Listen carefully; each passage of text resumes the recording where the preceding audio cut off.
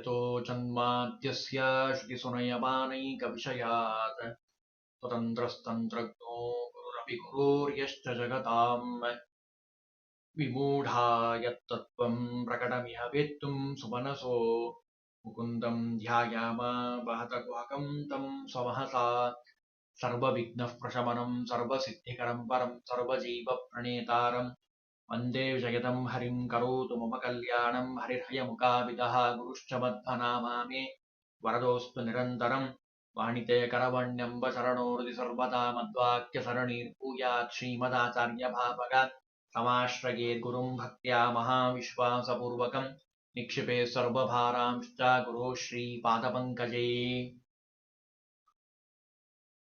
ರಾಯರ ಸ್ತೋತ್ರವನ್ನ ಬಹಳ ಸುಂದರವಾಗಿ ಅಪ್ಪಣ್ಣಾಚಾರ್ಯರು ನಮಗೆ ತಿಳಿಸ್ತಾ ಇದ್ದಾರೆ. ಜ್ಞಾನಿಗಳ ಪಾದವನ್ನ ನಾವು ಹಿಡಿದಾಗ ಭಗವಂತ ಶೀಘ್ರವಾಗಿ ಒಲಿತಾನೆ. ಭಗವಂತನ ವಿಶೇಷವಾದ ವಿಭೂತಿ ರೂಪ ರಾಯರಲ್ಲಿರುವಂಥದ್ದು. ಅದಕ್ಕೆ ರಾಯರಲ್ಲಿ ನಾವು ಕೇಳಬೇಕಂತ 18ನೇ ಶ್ಲೋಕದಲ್ಲಿ ಹೇಳ್ತಾರೆ, ಇತಿಕಾರತ್ರಯೇ ನಿತ್ಯಂ ಪ್ರಾರ್ಥನಾಂ ಯಃ ಕರೋತಿ ಸಹ ಇಹಾಮೂತ್ರಾಪ್ತ ಸರ್ವೇಷ್ಟೋ ಮೋದತೆ ನಾತ್ರ ಸಂಶಯ. ಎಷ್ಟು ಸುಂದರವಾಗಿ ಹೇಳ್ತಾರೆ ಅಂದ್ರೆ, ಅಷ್ಟಾಕ್ಷರ ಮಂತ್ರದ ಜಪವನ್ನ ನಿತ್ಯದಲ್ಲಿ ಮಾಡೋದ್ರ ಬಗ್ಗೆ ನಾವು ಹಿಂದಿನ ದಿವಸ ತಿಳಿದುಕೊಂಡಿದ್ದೀವಿ. ಆ ರೀತಿಯಾಗಿ ಯಾರು ನಿತ್ಯದಲ್ಲಿ ಜಪ ಮಾಡ್ತಾರೋ, ಶ್ರೀ ರಾಘವೇಂದ್ರಾಯ ನಮಃ ಅಂತ ಯಾರು ನಿತ್ಯದಲ್ಲಿ ತ್ರಿಕಾಲದಲ್ಲಿ ಅವರಲ್ಲಿ ಪ್ರಾರ್ಥನೆಯನ್ನ ಮಾಡ್ತಾರೋ ಅವರಿಗೆ ಇಹ ಅಂದ್ರೆ ಈ ಲೋಕದಲ್ಲಿ ಮತ್ತು ಅಮೂತ್ರ ಅಂದ್ರೆ ಪರಲೋಕದಲ್ಲಿ ಮೋದತೇನ ಅತ್ರ ಸಂಶಯ ಸರ್ವೇಷ್ಟ ಎಲ್ಲವನ್ನ ರಾಯರು ಕೊಡ್ತಾ ಇದ್ದಾರೆ. ಭಗವಂತನ ಅನುಗ್ರಹದಿಂದ ಎಲ್ಲವೂ ಅವರಿಗೆ ಸಿಗ್ತಾ ಇದೆ. ಎಷ್ಟು ಸುಂದರವಾಗಿ ವಿವರಣೆ ಮಾಡ್ತಾರೆ ಅಂದ್ರೆ, ಮೋದತೆ ಅಂತ ಒಂದು ಶಬ್ದ ಬಳಸಿದ್ದಾರೆ.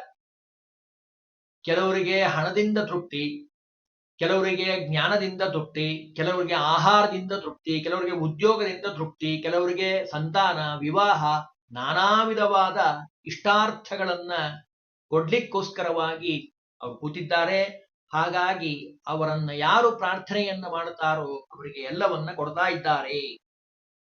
ಮುಂದೆ ಹೇಳ್ತಾರೆ, ಅಗಮ್ಯ ಮಹಿಮಾಲೋಕೆ ರಾಘವೇಂದ್ರೋ ಮಹಾಯಶಾಹ ಶ್ರೀಮಧ್ವಮದ ದುಗ್ಧಾಬ್ಧಿ ಚಂದ್ರೋವತು ಸದಾನಗಃ.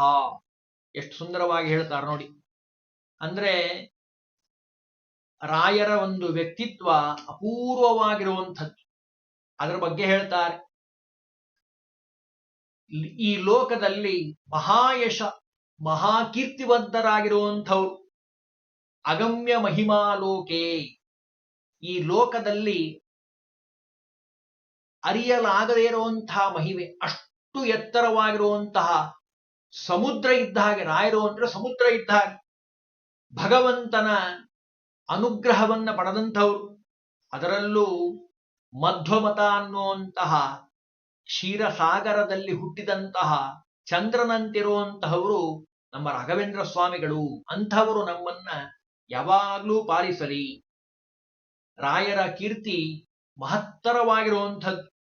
ಅವರ ಮಹಿಮೆ ಸಂಪೂರ್ಣವಾಗಿ ತಿಳಿಲಿಕ್ಕೆ ಸಾಧ್ಯ ಇಲ್ಲ, ಅಷ್ಟು ವಿಸ್ತಾರವಾಗಿರುವಂಥದ್ದು. ಅದಕ್ಕೆ ಮಧ್ವಮತ ಅನ್ನುವಂತಹ ಕ್ಷೀರಸಾಗರದಲ್ಲಿ ಹುಟ್ಟಿದಂತಹ ಚಂದ್ರ ಇದ್ದ ಹಾಗೆ ಅಂತ ವರ್ಣನೆ ಮಾಡ್ತಾರೆ ಆ ರಾಯರ ಒಂದು ವ್ಯಕ್ತಿತ್ವವನ್ನ. ಅಂದ್ರೆ ಯಾರು ಅವರ ಒಂದು ಸ್ತೋತ್ರವನ್ನ ಮಾಡ್ತಾರೋ ಅವರಿಗೆ ಎಲ್ಲ ರೀತಿಯ ಸುಖವನ್ನ ನೀಡ್ತಾ ಇದ್ದಾರೆ. ಇಂಥದ್ದು ಸಿಗೋದಿಲ್ಲ ಅಂತ ಅನ್ನೋ ಹಾಗಿಲ್ಲ, ಎಲ್ಲವೂ ಅವರ ಅನುಗ್ರಹದಿಂದ ಸಿಗ್ತಾ ಇದೆ.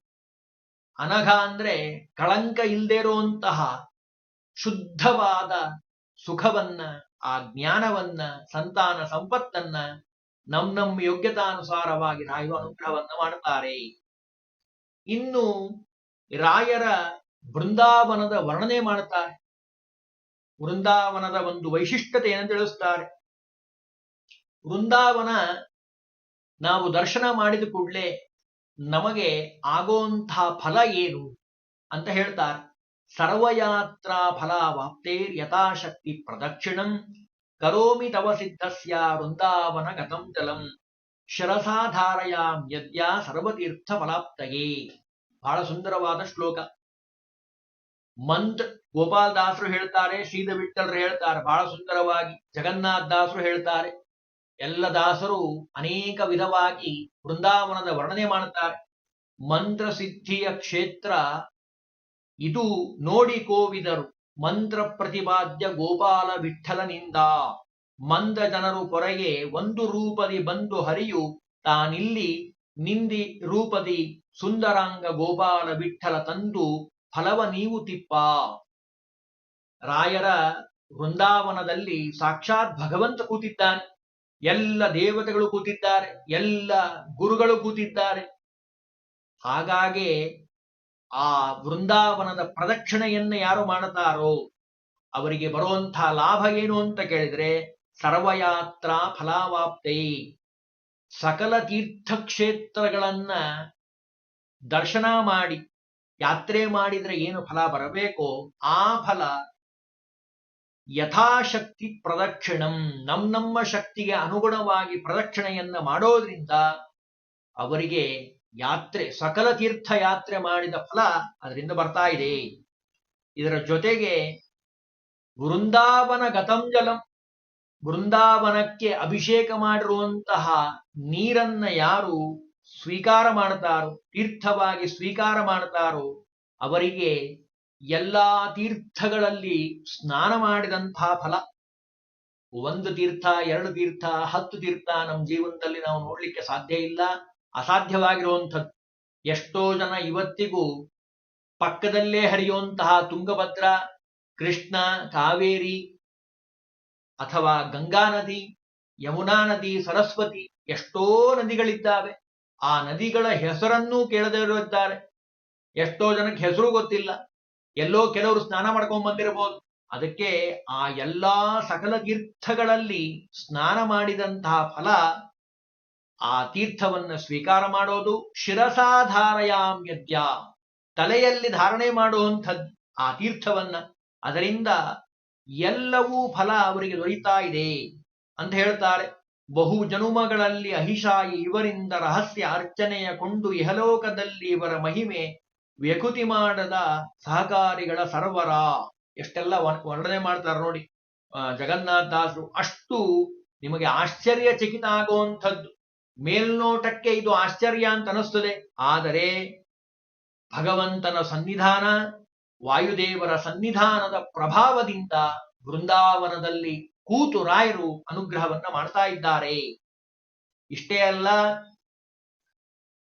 ಇನ್ನೂ ಒಂದು ಮಾತು ಹೇಳ್ತಾರೆ, ಯತ್ಪಾದೋದಕ ಸಂಚಯ ಅಂತ ನಾವು ಹಿಂದೆ ನೋಡಿದ್ದೀವಿ. ಅದಕ್ಕೆ ಒಂದು ಸುಂದರವಾದ ಒಂದು ವಿವರಣೆಯನ್ನ ಕೃಷ್ಣಾಮೃತ ಮಹಾರ್ಣವದಲ್ಲೂ ನಾವು ಕಾಣಬಹುದು. ಎಷ್ಟು ಸುಂದರವಾಗಿ ಹೇಳ್ತಾರೆ ನೋಡಿ. ದ್ವಾದಶಾಕ್ಷರ ಮಂತ್ರೇಣ ಹ್ಯಭಿಷಿಚ್ಯ ವಿಧಾನತಃ ಸಾಲಿಗ್ರಾಮ ಜನೈಸ್ನಾತಃ ಸರ್ವತೀರ್ಥೇಶು ಸರ್ವದಾ. 100 ಸಾವಿರಾರು ಸಾಲಿಗ್ರಾಮಗಳನ್ನ ಇಟ್ಟು ವೃಂದಾವನವನ್ನ ಮಾಡಿದ್ದಾರೆ. ಆ ರಾಯರ ವೃಂದಾವನದಲ್ಲಿ ಅಷ್ಟು ಸಾಲಿಗ್ರಾಮಗಳ ಸನ್ನಿಧಾನ, ಸಾಕ್ಷಾತ್ ರಾಯರು ಕೂತಿರುವಂಥದ್ದು, ವಾಯುದೇವರ ಸನ್ನಿಧಾನ, ಭಗವಂತ 5 ರೂಪಗಳಿಂದ ಇದ್ದು. ಎಷ್ಟು ಸಾಲಿಗ್ರಾಮ ಅಂತ ಕೇಳಿದ್ರೆ ಅದಕ್ಕೂ ಹೇಳಿಬಿಡ್ತಾರೆ. 1200 ಲಕ್ಷ್ಮೀನಾರಾಯಣ ಸಾಲಿಗ್ರಾಮಗಳನ್ನು ಇಟ್ಟಿದ್ದಾರೆ. ತಾವೇ ಸ್ವತಃ ಆಯ್ದು ಅವುಗಳನ್ನ ತಮ್ಮ ಮೇಲೆ ಧರಿಸಿದ್ದಾರೆ. ಜಪಾಸಕ್ತರಾಗಿ ಕೂತಿದ್ದಾರೆ ವೃಂದಾವನದಲ್ಲಿ. ಅದನ್ನೆಲ್ಲವನ್ನ ಹೇಳ್ತಾರೆ. ಅಂದ್ರೆ ಅಷ್ಟು ಪರಮ ಮಂಗಳಕರವಾಗಿರುವಂಥದ್ದು ಆ ವೃಂದಾವನ. ರಾಮದೇವರ ಪಾದದ ಸ್ಪರ್ಶ ಮಾಡಿರುವಂತಹ ಕಲ್ಲಿನಿಂದ ಅದು ವೃಂದಾವನವನ್ನ ಮಾಡಿರುವಂಥದ್ದು. ಸಾಲಿಗ್ರಾಮ ಶಿಲಾರೂಪಿ ಯತ್ರ ತಿಷ್ಠತಿ ಕೇಶವ ತತ್ರ ದೇವಾಸುರ ಯಜ್ಞ ಭುವನಾನಿ ಚತುರ್ದಶ ಅಂತ ಹೇಳದ ಹಾಗೆ ಕೃಷ್ಣಾಮೃತ ಮಹಾರ್ಣವದಲ್ಲಿ ರಾಯರ ವೃಂದಾವನದಲ್ಲಿ ಅಷ್ಟು ಸನ್ನಿಧಾನ ಬರಲಿಕ್ಕೆ ಕಾರಣ ಆಗಿರುವಂಥದ್ದೇ ಅದರಿಂದ.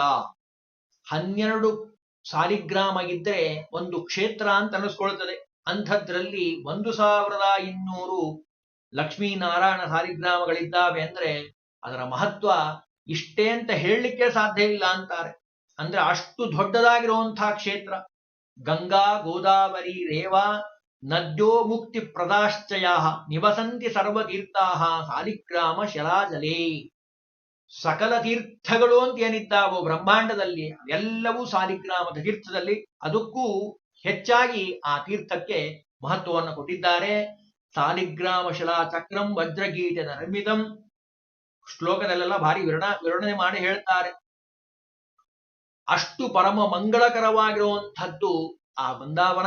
ಅಲ್ಲಿ ಕೂತು ರಾಯರು ಅನುಗ್ರಹವನ್ನ ಮಾಡ್ತಾ ಇದ್ದಾರೆ. ಮಂತ್ರಾಲಯ ಕ್ಷೇತ್ರ ಏನಿದೆ ಅಲ್ಲ, ಅದು ಪ್ರಹ್ಲಾದರಾಜರು ಯಾಗ ಮಾಡಿದಂತಹ ಕ್ಷೇತ್ರ. ಸಾಮಾನ್ಯವಾಗಿ ಯಜ್ಞ ಭೂಮಿಯ ತುಂಬಾ ಸಾಮಾನ್ಯವಾಗಿ ಪವಿತ್ರವಾಗಿರುವಂಥದ್ದು. ಅದರಲ್ಲೂ ಪ್ರಹ್ಲಾದರಾಜರು ಯಜ್ಞ ಮಾಡಿದಂತಹ ಕ್ಷೇತ್ರ, ಅದು ವರಾಹ ರೂಪದ ಹರಿಯ ಕ್ಷೇತ್ರವೆನಿಸಿರುವಂತಹ ವರಾಹ ಪರ್ವತದಿಂದ ಹರಿದು ಬರುವಂತಹ ತುಂಗಭದ್ರಾ ನದಿಯ ಪರಮ ಮಂಗಳಕರವಾಗಿರುವಂತಹ ತೀರ ಅದು.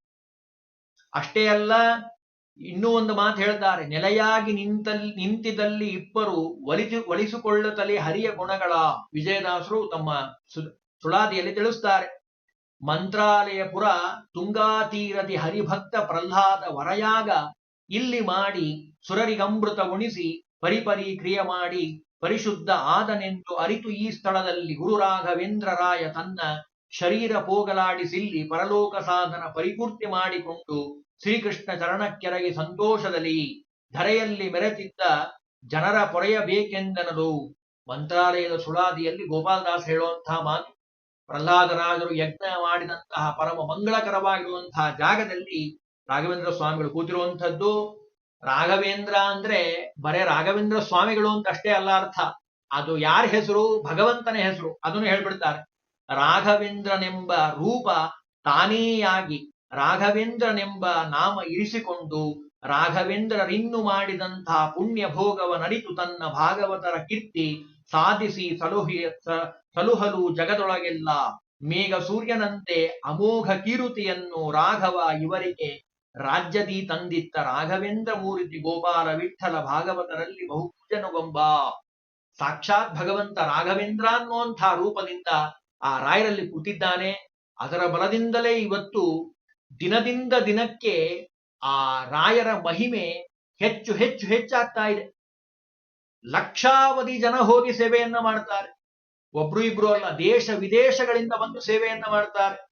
ಅದಕ್ಕೆ ನಾವು ರಾಯರಲ್ಲಿ ಕೇಳಬೇಕು ಯಾವಾಗಲೂ, ವರುಷಕ್ಕೆ ನಿನ್ನ ದರುಶನ ಬದಯ ಮಾಡು ದುರಿತ ನಾಶನಗೈದು ಪರಿಶುದ್ಧಗೊಳಿಸೋ ಅರಿತು ಅರಿಯದೆ ಗೈವ ಪಾಪ ಕರ್ಮವ ಕಳೆದು ನಿರುತ ಹರಿ ಕೃಪೆಗೆನ್ನ ಪಾತ್ರನಾಗಿರಿಸೋ ನಿನ್ನ ಅಂಗಳದೊಳಗೆ